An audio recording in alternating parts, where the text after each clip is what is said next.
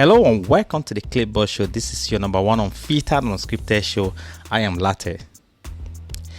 After the outbreak of Ebola in Africa in 2014, that lasted about 2015 or 2016, that killed about 28,000 people, I thought the negative headlines coming from Africa about Africa would just get some break, but that's not the case.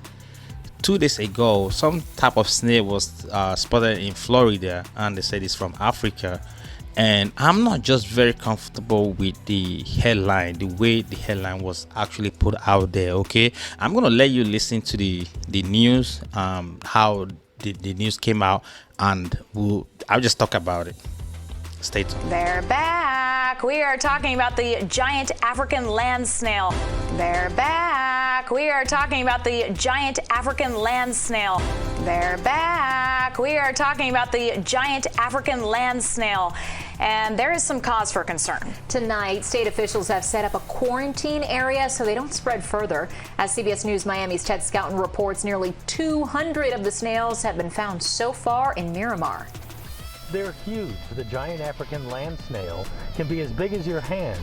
As this video shows, we've seen them before in South Florida, and it appears they found a new home in Miramar. All right, welcome back, and thank you so much for staying with us. If you're new to this channel, please subscribe, hit notification bell, and just like and put your comment down there.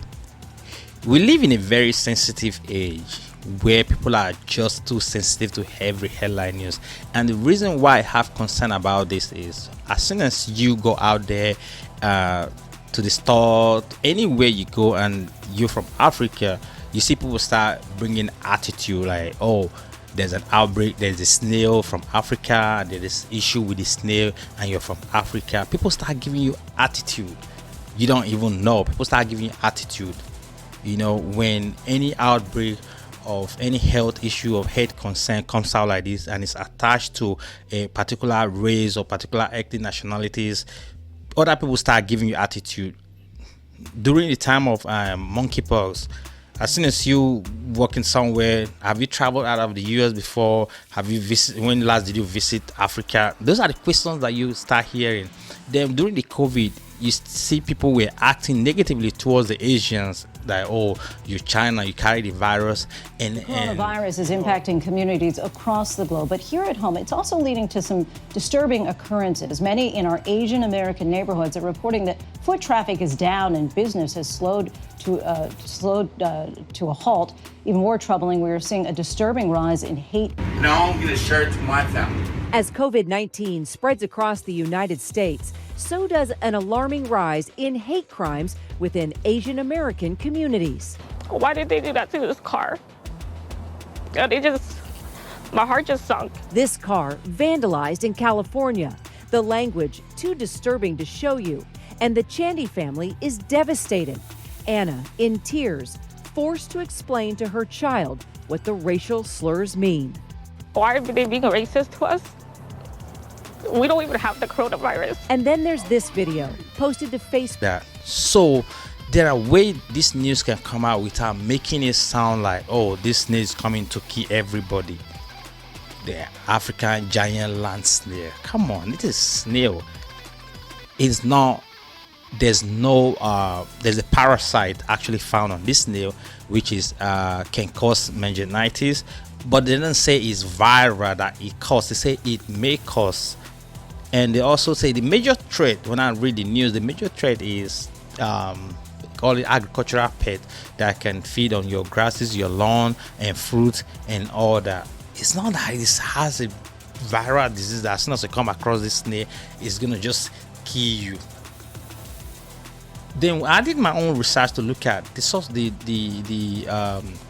snail as a source of protein, and could you imagine that snail has about 37 to 57% of protein, which is way double, way higher than poultry, that's chicken and snail, chicken and turkey, even higher than beef, pork, and even goat meat. I tell you, if you go to Nigeria and you have a bowl or a plate of goat meat or chicken or beef at 5,000, You did get the same thing with Snail. You're paying double of that. You're paying about 10 or 15,000 naira. It's the source of protein in Africa. Meningitis or whatever I call it has not even killed everybody in Africa. I understand you have to protect your environment. There are restrictions, there are laws, there are some cross plant or things like this cannot cross the border. But you don't have to make the news make the news sound so bad. They're back. We are talking about the giant African land snail. That people will start giving people attitude. That is just the concern that I have with this type of headlines. People who are writing these headlines, sometimes you have all these racist intent in what you're writing. That's the fact. I don't have issue with quarantining that place so that you can do the cleanup and whatever you want to do, but putting this headline in this way is not too good, because like I tell you, people around that area from Africa, if you walk into the store, walk into Walmart, walk into stores like CVS or places like that, or walk into hospital, people start looking at you like, oh, they're here with this snail, you know. But this snail, they said, is from East Africa. So my Kenyan brothers and sisters, please, can you guys go to Florida and get your snail?